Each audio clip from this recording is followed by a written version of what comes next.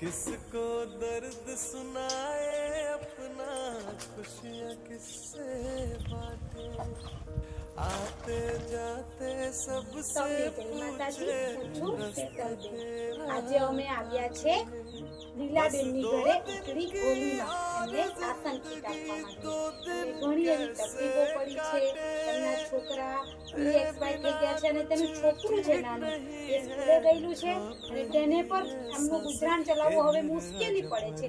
તો આપણે આ દાદીને મદદરૂપ થવાના છે. તો તમે સૌ મારો વિડીયો નિહાળો. આપણે દાદીને પૂછીએ કે એમને કેવી તકલીફો પડી છે અને તેઓ પોતાનું ગુજરાન કેવી રીતના ચલાવતા છે. તો આવી મુશ્કેલીઓ જો પડી હોય તો આપણે એમને ખરેખર મદદરૂપ થવું જોઈએ. તો મિત્રો તમે મારો વિડીયો જોવો. જય માતા. બહુ ટેન્શન આવી જાય કેમ કે મારા કોઈ કાં જાય કાં ખાય હું પણ કોઈ જોઈ નહીં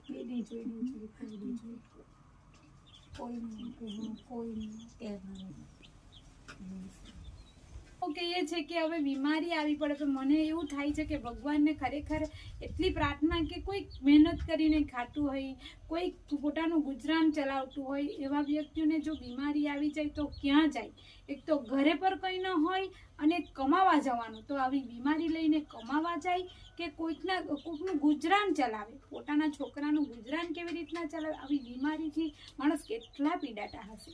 તો ભગવાનને ખરેખર મારી એટલી પ્રાર્થના કે આવા જે વ્યક્તિઓ જે પોતાનું ગુજરાન કમાઈને ચલાવતા છે એમને આવી બીમારી ન આપે અને ખરેખર એ પોતાનું ગુજરાન ચલાવતા હોય છે.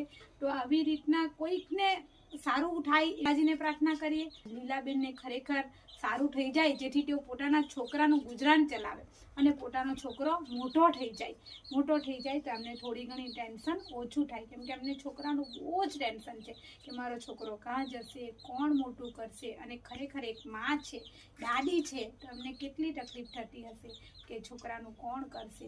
તો આવા વ્યક્તિઓને મિત્રો આપણે મદદ કરવાના છે. હું તો કરું જ છું, પણ તમે પણ સૌ આવી લીલાબેનને મદદ કરો, એના છોકરાને મદદ કરો તો એમનું ખરેખર ગુજરાન ચાલશે. એમને દવાની પણ તકલીફ છે. કોઈક મેડિકલમાં નોકરી કરતું હોય, કોઈક એવો ભાઈ હોય કે બેન હોય તો એમને તમે દવા પર પુગાડી આપો તો પર એક સેવા જ છે.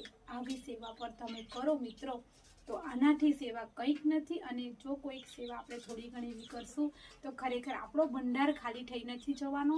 જરાક પર કોઈકને આપશું તો વધારે પડતું ભગવાન આપશે. બસ આટલી જ મદદ કરવાની છે. હું કરું છું તેવી રીતના તમે પણ સૌ મારા સાથે જોડાવો અને આ લીલાબેનને મદદરૂપ થાઓ. જય માતાજી. આ બધા બાટલા નહીં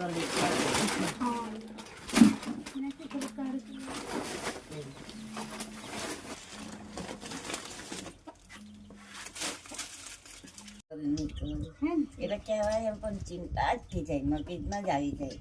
આ પૂરાની મને બહુ ચિંતા, બાકી બીજી તો કોઈ નથી.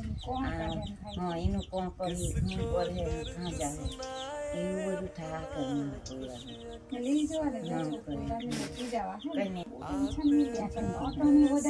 વધારે થોડું કામ કરે તો મને તો ગભરાટ જ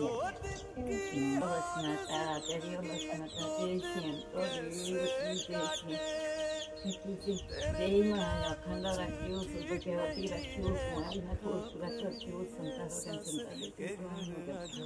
સૌને સુખી રાખ્યું. મને ઈચ્છા પૂરી કર્યું મારી દીકરી. ચાલો દીકરા. જય માતા.